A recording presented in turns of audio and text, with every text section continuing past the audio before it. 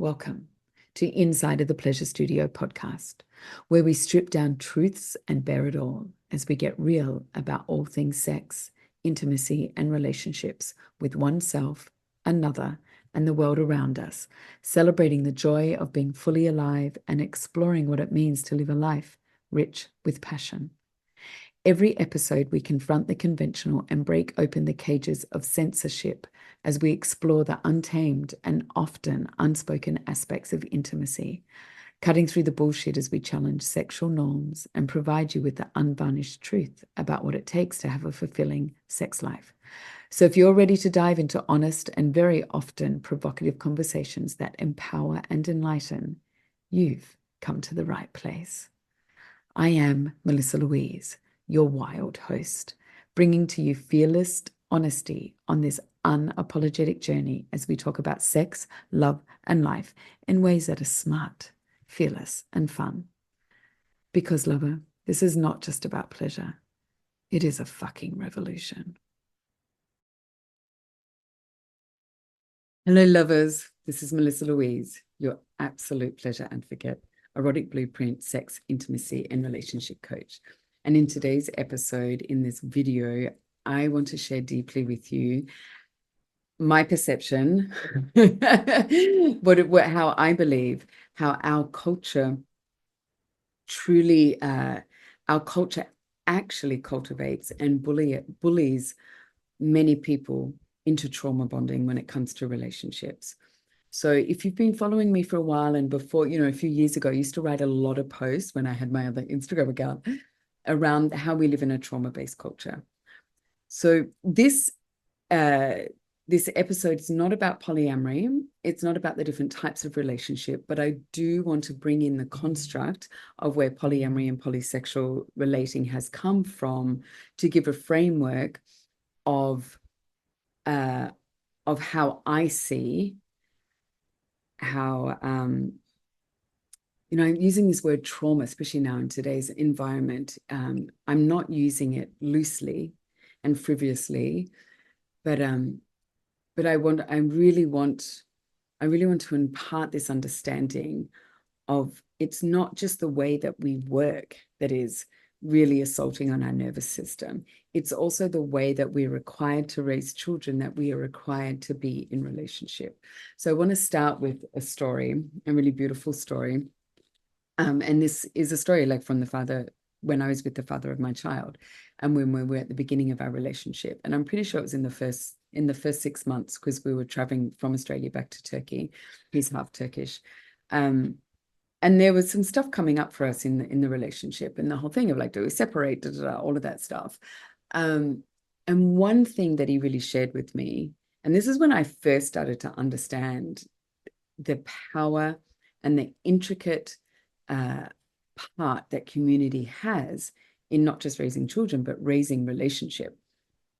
So, being from the culture that he's from, is like when we were going back to Turkey, one of the things that he was going to be taking part in was, going to the hammam, going to the sauna, with his dad and with men.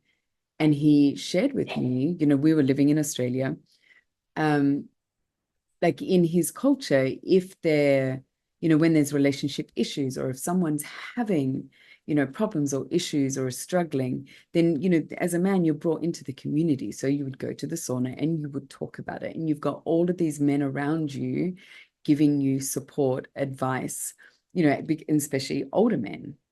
And this is how, this is all a part of the continuum, when the continuum concept talks about children being raised, where how we place all of these children in the school environment, where you've got, an 8-year-old with 30 to 40 other 8-year-olds. And that's not natural. It's not natural to be immersed in a whole group of children and people your own age, because there's no learning from someone that you can look up to that's 2 years older, 5 years older. So the continuum concept talks about the continuation of support through the lineage of children. So you will have a 2-year-old that's been carried and looked after by, the 5 or the 6-year-old, or even the 8-year-old. And then you've got the 4 and 5-year-old looking up to, the 10-year-old, and you've got the 12-year-old, supporting the 10-year-old, imparting. So it's not, you don't, when you go into communities, go into tribes, when my son and I lived in the jungle,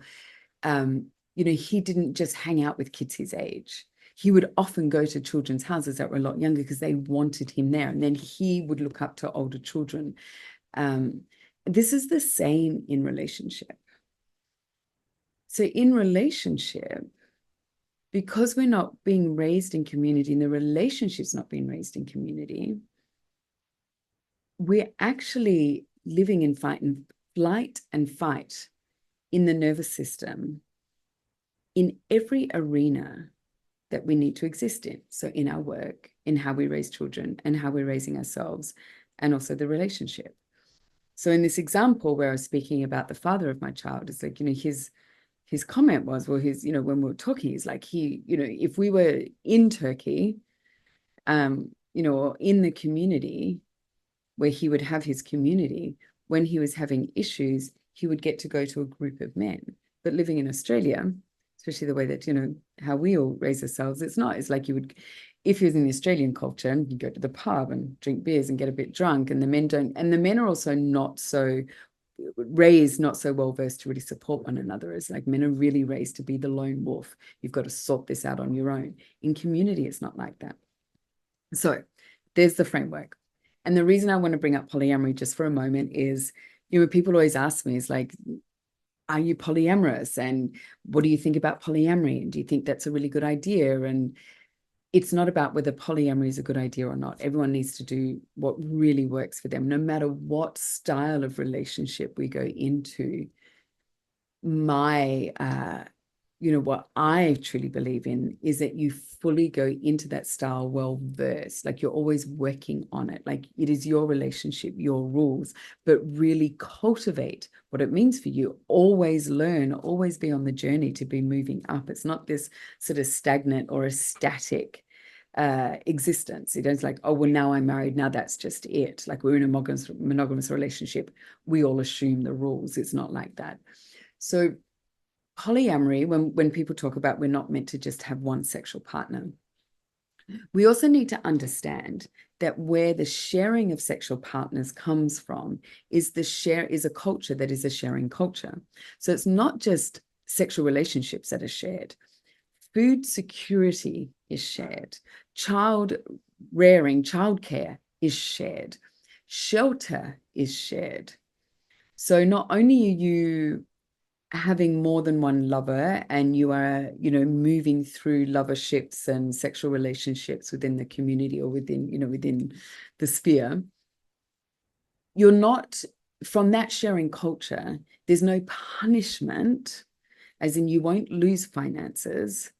And when we're looking at deep community living, it was different. You won't lose, you won't be ousted out of the community for having more than one sexual partner. Your children will always be fed by the collective. Your shelter will always be cared for by the collective.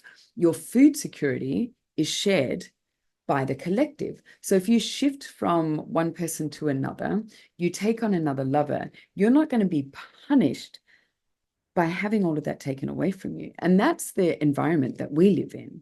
We live in an environment of absolute punishment, constant punishment for our sexual choices. So I take my hat off. Anyone who's in a committed relationship doing polyamory, for me, I just think that's astounding.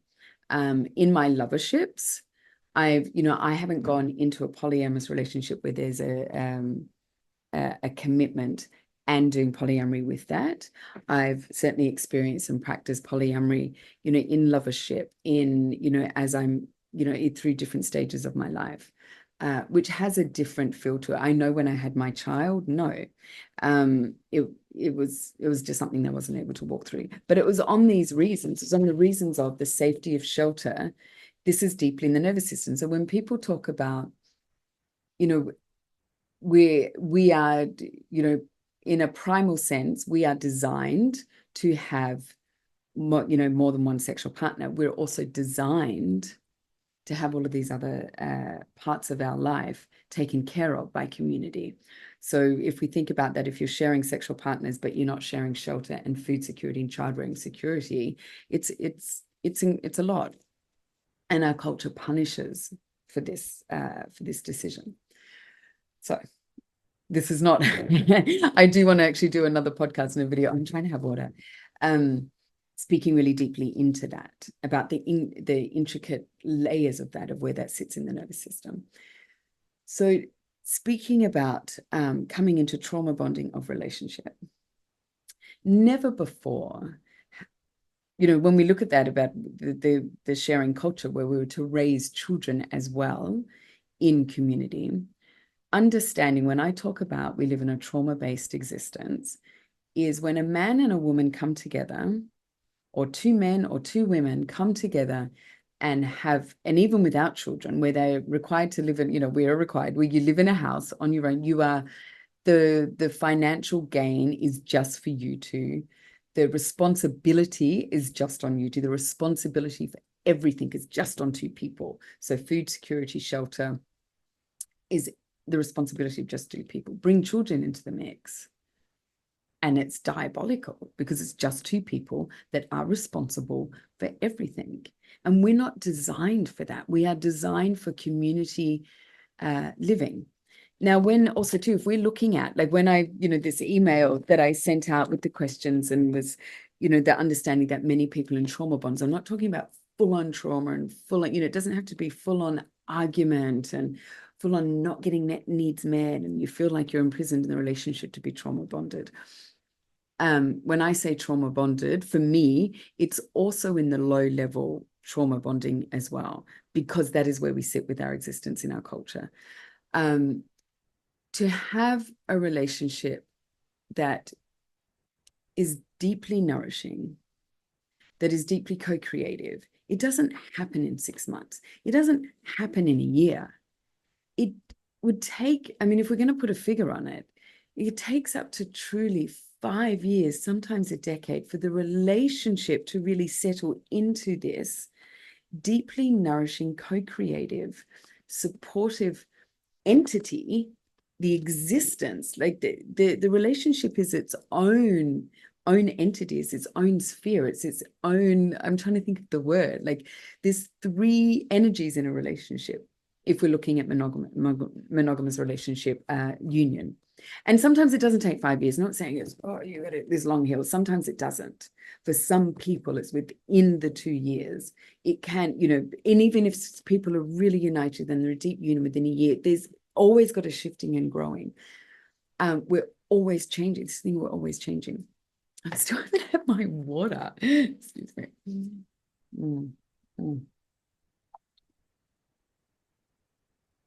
So when we're looking at the longevity of creating incredible foundations, if you think of a relationship, people getting together, they have a baby within the first 2 years, and they take out a mortgage, and then they, jobs, you get retrenched from a job, or you start moving. All of this stress that a community is designed to provide a whole community, which is placed on 2 people, and you're doing all of that in these first 5 years,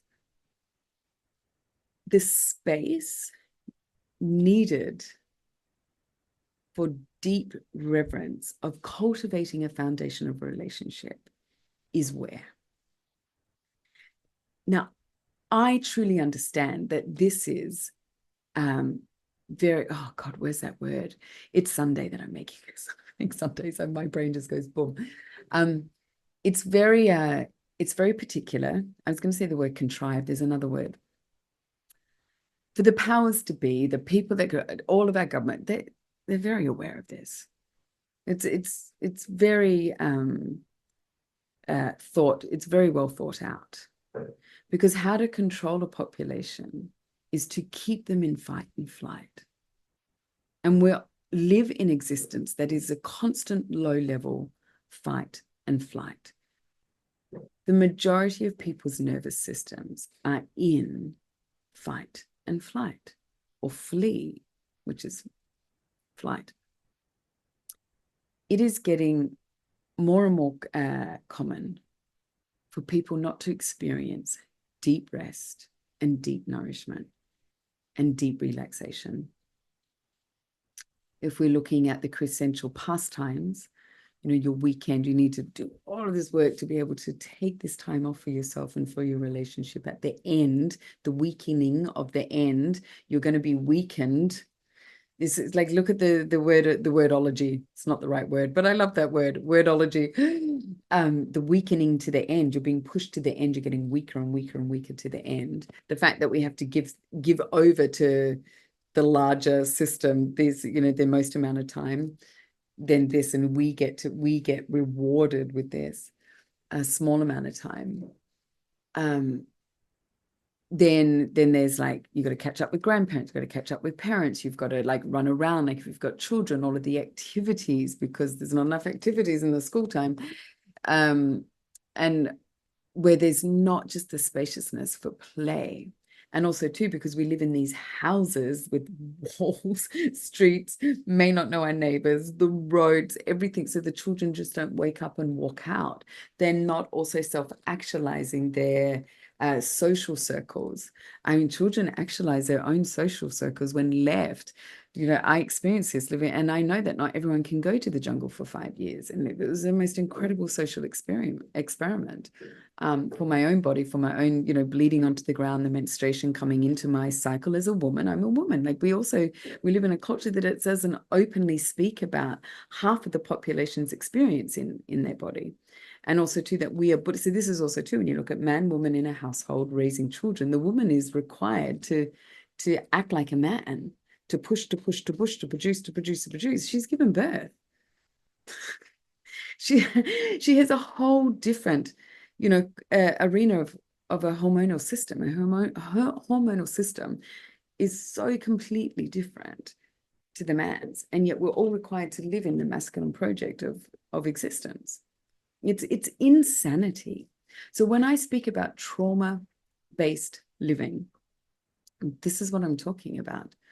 So yes, raising children in a house, in an apartment, you can't just let them go out the door and wander and find. And we also live in a culture where it's not safe, where we all live together. And in the arena that we live, it's not safe. Like, to me, it's incomprehensible when we think about it. It's insane that we live in existence, that we are not safe with the people around us. I'm not talking about your friends and family. I'm talking, the fact that it's like every time I see something, around, like, even yesterday, someone sent me because I'm very passionate about children, girls and boys, doing self-defense, and women, all of us doing self-defense. And my thing that I used to speak about publicly a lot when I was in Costa Rica was, if all of the girls, instead of do dance class as well, but if at school, all of the children, we're doing sports, they did self-defense from the age of 5. Self-defense, like learning to self-defense. How different would the world be if people knew that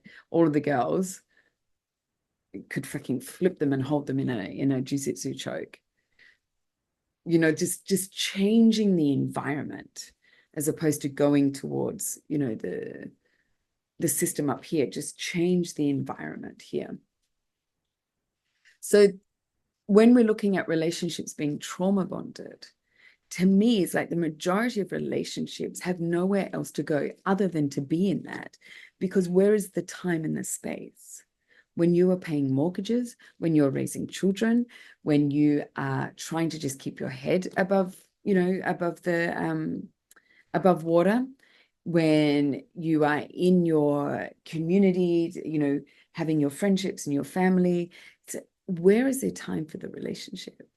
And the powers to be, for want of a better word, powers to be, there's no way they want you to be having, you need to go and pay for great dental work so you've got white teeth so you can be the quintessential couple with the perfect children. You need to place your children into very expensive education, because apparently great education is for the elite only. So you need to keep on working for that. You need to have the bigger house and the second car. So keep on working for that, because, or anyway, down the rabbit holes.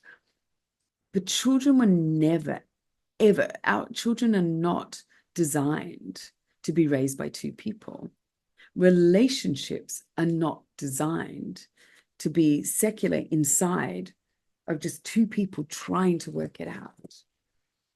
I mean, I'm in the industry of supporting people. Like, I have a job because of that. Not just a job, a life mission, because of this way of existing. So that is what I mean by trauma bonding, that our culture actually requires that people exist in trauma-based relationships.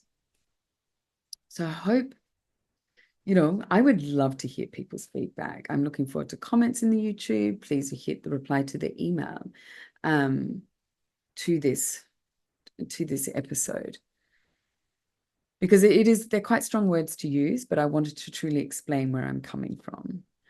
And is it all going to change tomorrow? No, but we have to be part of the revolution that changes the way that humans exist in our world. Because the en contrario, that's a Spanish word, in contradiction. The way that we're required to exist in relationship and raise children is in absolute contradiction to what our system is designed for. So when people talk about polyamory, which is polysexual, when people talk about that being monogamous is in contradiction to what we're designed for, there is so much merit in that. Yet it's the bigger picture that the rest of the existence of that is also sharing food security, shelter security, and children raising security, where you're not punished. I mean, it's insane how you get punished for your sexual choices and your children get taken away. And then also to the punishment in relationship, if there's an I'm doing this not because I'm taking the piss out of it, I'm not dismissing it, but when there's an indiscrepancy, when someone does step outside the relationship for sexual sensual intimacy, then the punishment of having housing taken away, children taken away, finances taken away for this sexual choice, for this sexual moment. We're all living in such a trauma-based existence as far as the way that we're required. I have the answer, but it means like a whole fucking reset on the way that humans exist in our world. And I don't have the button to do that. So that's my view on it all. I'm not going to that's my view on it all. And we are a part of the change and we're part of the revolution. So for subscribers, you're about to get another video. I'm going to make a separate video for my subscribers where we're going to really talk about some great ways to implement bringing your relationship into the middle. And that's what needs to happen. If you sit down on a Sunday evening, setting out your calendar for the week. And if you have your business meetings, you have your children's violin and soccer practices, all of that, you have all of these other things in your diary, but you do not have your relationship in your diary, then that's really fucked up. A lot of people say, oh my God, but scheduling day is like, you will schedule sports, you will schedule business, you will schedule your children, but you won't schedule your partner. Like, think of it that way, that the business, and I was listening to a podcast actually with this one gentleman where he was talking about when he made that shift. I mean, I get all of my clients to start scheduling. And if you're single, you've got to schedule yourself. Schedule yourself. Like I have in my diary, like I'm the pink fluoro highlighter pen. And so when you open up my diary, there's all of these parts. Like, that's where I fit in. That's where I get to do this. Because otherwise you're just sitting, oh, I'll just do this. I'll just do that. I'll just do this. And this is what this gentleman spoke about in the podcast. It's like before he scheduled his partner, and his partner was very resistant to it. But of course, the issue was they weren't spending enough time. There was this complaint that we don't have enough time together. Work's always taking over. So once he started scheduling the relationship and scheduling her into like sitting down on a Sunday, putting it all in the schedule. So when it would get to, on a Monday, say they had they were definitely having dinner together or they were spending 2 hours together on a Tuesday evening. If he got to the end of his workday, and that was going to be at 7 o'clock, he got to 6:30 and work, something come up with work is like, hey, can you jump on a call? He would have like, no, I can't. Whereas previously he'd look in his diary, oh yeah, sure, not a problem. He's like, yeah, like I'll be home at some stage and we'll have dinner together at some stage. And that's where the angst was coming in, because I was coming home late. We had a work thing, whereas work can always take over. Work always has the ability to hold precedent at 6, 7 o'clock at night when your partner, because when the partner leaves, when the relationship separates, there's going to be another video about that. Then suddenly there's time to go to divorce lawyers. Then there's time to have arguments. There's time to try and split. And this is also one thing. I mean, I was in this experience with when I separated from, the man that I had my beautiful child with. It was profound to me that all of a sudden, now that we were separated, he had time to spend time with the child. And this is all, not all, and it's not, it didn't separate just about that, many reasons, but many, I speak to many women about this, like where they're trying to have their partner look after the child, where the partner's like saying they don't have time, but in the separation, you have to find time. You have to find time when you're separated. So find the fucking time now before you're separated. So there is no reason why sports and work and children take precedent in your diary and your partner doesn't.